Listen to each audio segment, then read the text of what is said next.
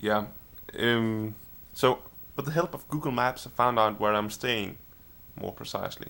The reason I didn't know was that I arrived late last night, like 12:30, and I just got to the nearest motel when I got here.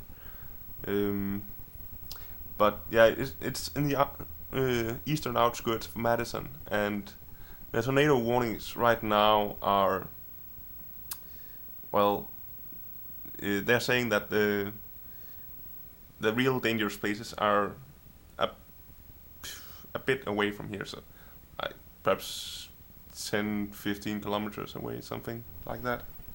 Yeah.